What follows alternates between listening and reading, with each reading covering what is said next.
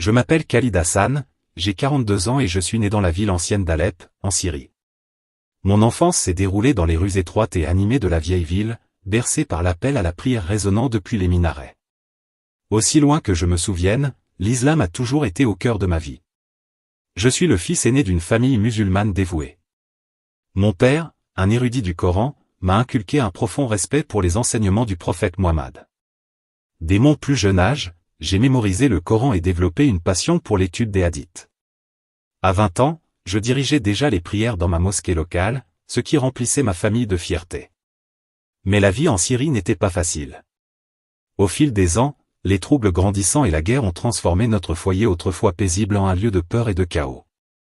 En 2016, après avoir perdu de nombreux proches dans la violence, j'ai pris la difficile décision de partir avec ma femme et mes 2 jeunes enfants. Nous avons fui vers le Royaume-Uni, espérant y trouver la sécurité et reconstruire nos vies. M'installer à Birmingham a été un défi. Tout était nouveau, la langue, la culture, et même le froid. Pourtant, ma foi m'a donné de la force. Je suis devenu l'imam d'une petite mosquée, guidant d'autres immigrants comme moi, déracinés de leur pays d'origine. Mes journées étaient rythmées par l'enseignement, les prières et les conseils à ceux qui luttaient pour s'adapter à leur nouvelle réalité. Pour tous ceux qui me connaissaient, j'étais un pilier de foi et de certitude. J'enseignais que l'islam était le vrai chemin vers le salut, et j'y croyais de tout mon cœur.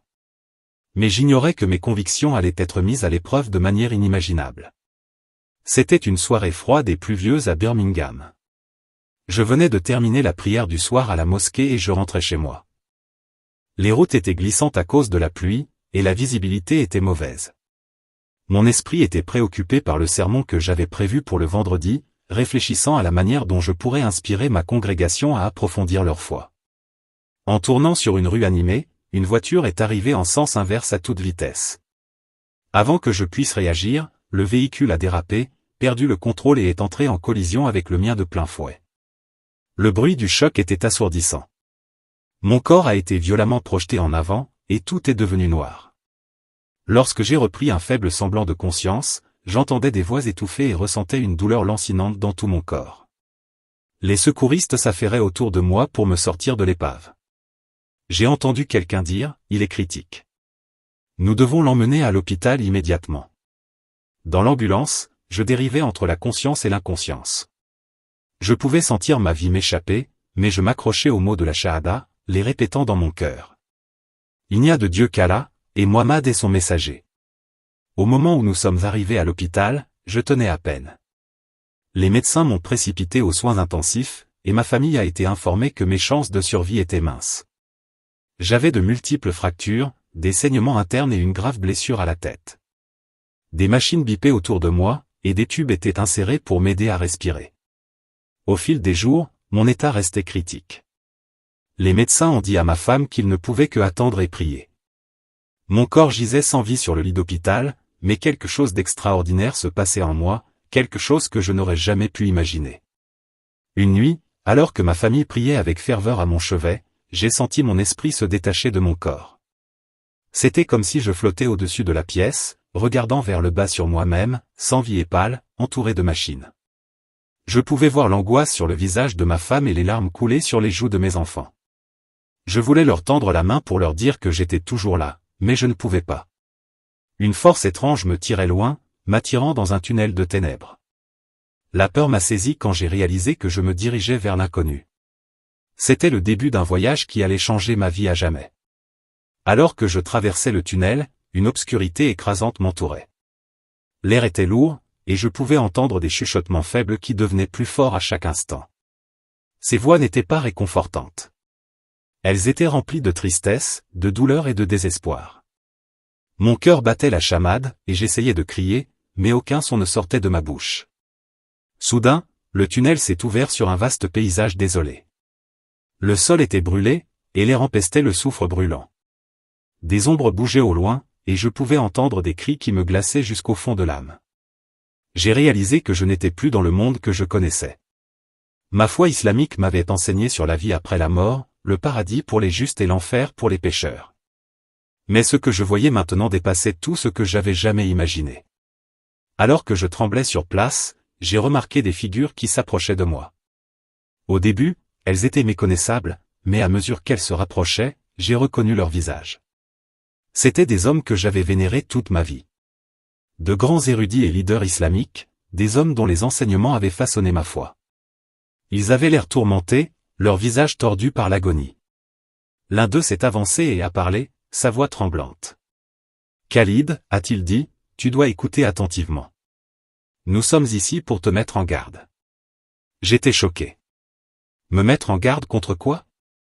Pourquoi êtes-vous ici dans ce lieu de tourment? Vous étiez des hommes de grande foi. L'érudit baissa la tête avec honte. Nous avions tort, dit-il. Nous avons suivi des enseignements qui nous ont aveuglés à la vérité. Nous pensions que nos actes et nos rituels nous sauveraient, mais nous nous trompions. Il n'y a qu'un seul chemin vers le salut, et ce n'est pas ce que nous prêchions. Avant que je puisse demander ce qu'il voulait dire, une autre figure est apparue. Cette fois, j'ai ressenti un profond sentiment d'aoué et la peur. C'était le prophète Mohammed. Sa présence était différente de tout ce que j'avais jamais vécu, majestueuse mais pleine de tristesse. Il me regardait avec des yeux perçants et parlait d'une voix empreinte à la fois d'autorité et de tristesse. « Khalid, dit-il, tu as été choisi pour transmettre un message. Ce que tu vois ici est le destin de ceux qui rejettent la vérité. » Je tombai à genoux, submergé par ces paroles. « Mais quelle vérité ?» demandai-je d'une voix tremblante. « J'ai toujours suivi tes enseignements. J'ai consacré ma vie à l'islam. » Les expressions de Mohammed se radoucirent, et il dit quelque chose qui me bouleversa au plus profond de moi. « Khalid, la vérité ne réside pas dans les rituels ou les lois. La vérité se trouve en Jésus. Il est le chemin, la vérité et la vie. Personne ne vient au Père sinon par lui. » Mon esprit était bouleversé. Comment cela pouvait-il être? On m'avait toujours enseigné que Jésus était un prophète, rien de plus. Mais maintenant, debout ici dans ce lieu de tourment, j'entendais quelque chose de complètement différent de celui que j'avais le plus vénéré dans ma foi. « Tu dois retourner, » continua Mohammed. « Dis à ceux qui sont encore en vie qu'ils doivent chercher Jésus. Il est le seul chemin vers le salut. Ne tarde pas, car le temps est court. » Alors qu'il parlait, le sol sous mes pieds commença à trembler, et les ténèbres s'intensifièrent. Je sentis que j'étais entraîné de nouveau dans le tunnel. Les voix des savants et de Mohammed résonnaient à mes oreilles, me pressant de me souvenir du message et de le partager avec le monde. Avant que je m'en rende compte, j'étais de retour dans ma chambre d'hôpital, flottant au-dessus de mon corps. Je pouvais voir les machines qui bipaient régulièrement, et ma femme priant à mes côtés. Une lumière vive m'entourait, et je ressentis un choc soudain. Je haletais en reprenant mon souffle alors que mon esprit réintégrait mon corps. Mes yeux s'ouvrirent, et j'entendis les hoquets et les pleurs de ma famille. Les médecins accoururent, étonnés que je sois revenu à la vie. Peu savaient que j'étais revenu avec un message qui allait tout changer. Alors que je gisais dans mon lit d'hôpital, clignant des yeux vers les lumières fluorescentes au-dessus de moi, mon esprit était encore bouleversé par tout ce que j'avais vécu. Mon corps était faible, mais mon esprit se sentait différent. Plus léger mais aussi plus lourd, chargé de la vérité que je ne pouvais pas chasser. Je pouvais toujours le voir.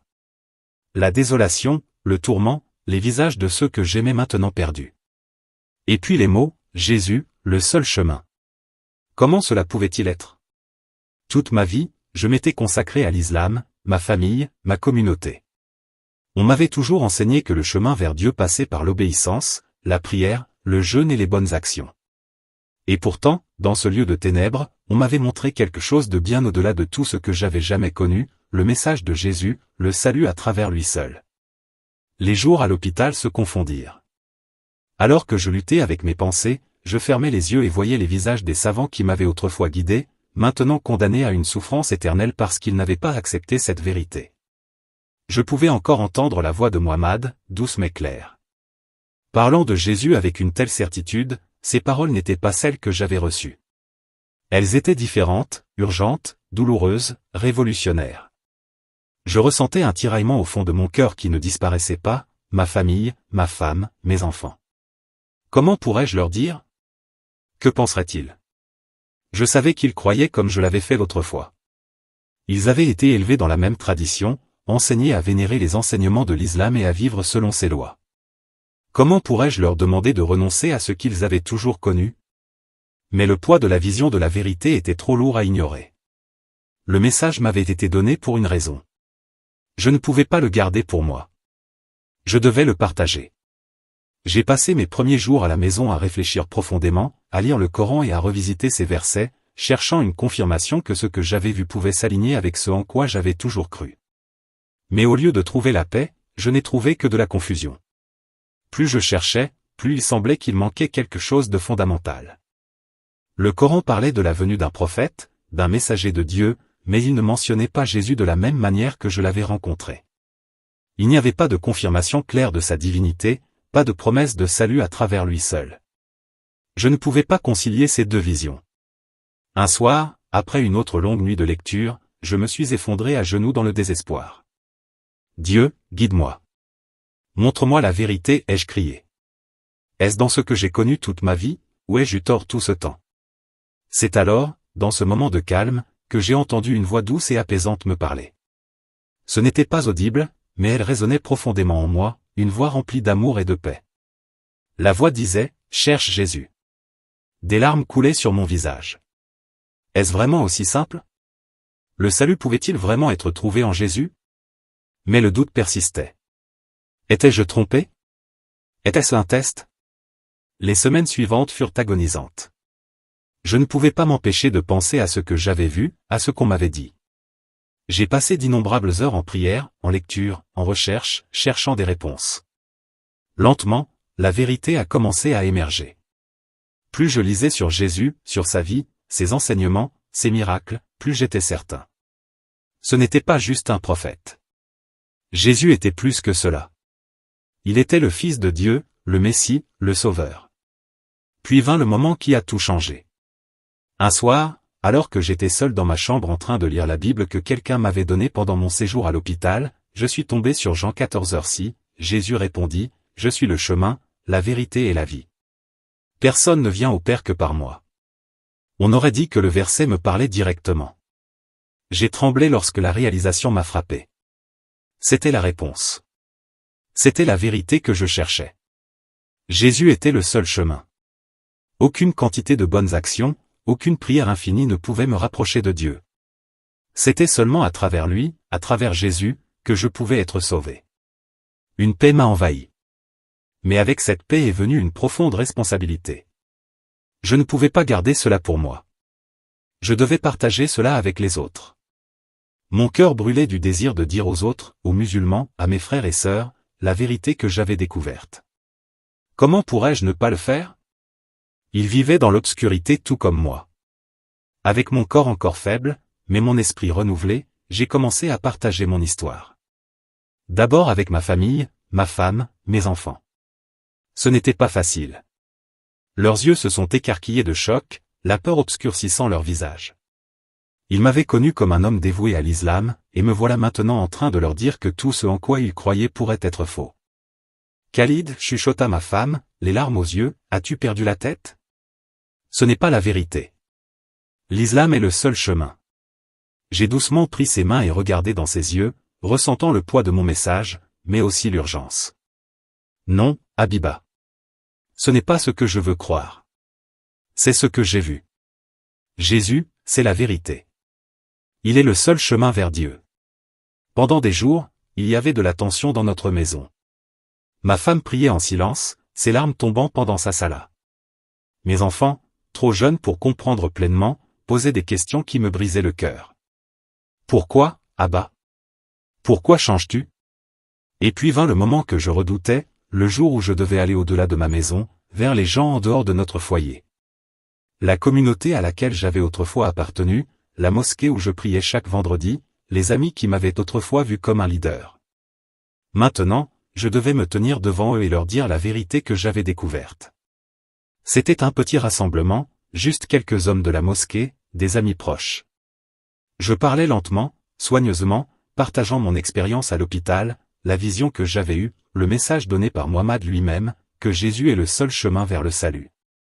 Au début, il y eut le silence. Des visages stupéfaits me regardaient, des murmures se propageaient dans le groupe. Puis quelqu'un prit la parole, sa voix emplie de colère. « Tu es devenu fou, Khalid. Comment pourrais-tu tourner le dos à l'islam après tout ce que tu as appris? J'ai rencontré son regard et senti un regain de courage. Je n'ai pas tourné le dos à l'islam. J'ai trouvé la vérité. L'islam m'a conduit à ce moment, à Jésus. La pièce éclata en débat, les voix s'élevèrent, les tempéraments s'enflammèrent. Certains m'appelèrent traître, d'autres étaient confus, désespérés de comprendre. Mais au milieu de la tourmente, je savais que je ne pouvais pas reculer. C'était ma mission, mon appel. À partir de ce jour-là, je suis devenu un évangéliste dans ma propre communauté. Je passais des nuits en prière, lisant les Écritures, apprenant davantage sur Jésus, et passais mes journées à parler à quiconque voulait écouter.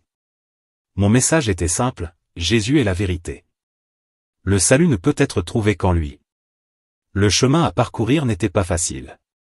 J'ai perdu des amis, fait face à l'hostilité, et ma foi a été remise en question à maintes reprises. Mais à travers tout cela, je savais que je suivais le chemin que Dieu avait tracé pour moi.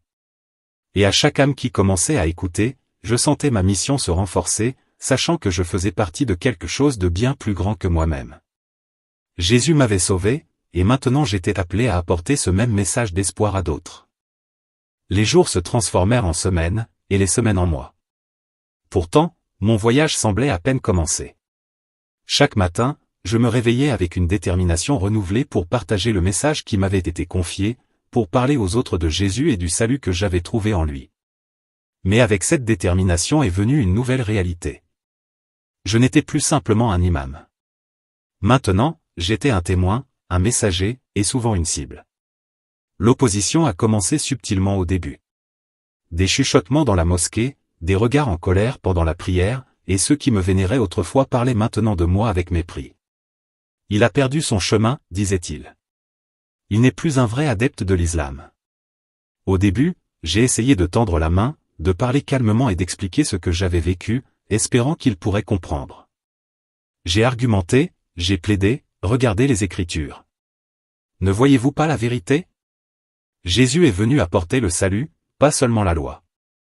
Il est le chemin, la vérité et la vie. Mais mes paroles semblaient seulement approfondir leur colère.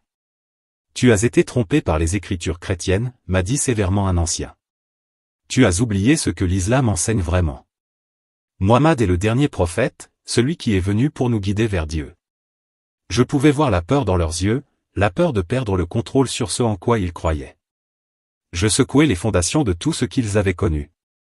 Ce n'était pas seulement à la mosquée.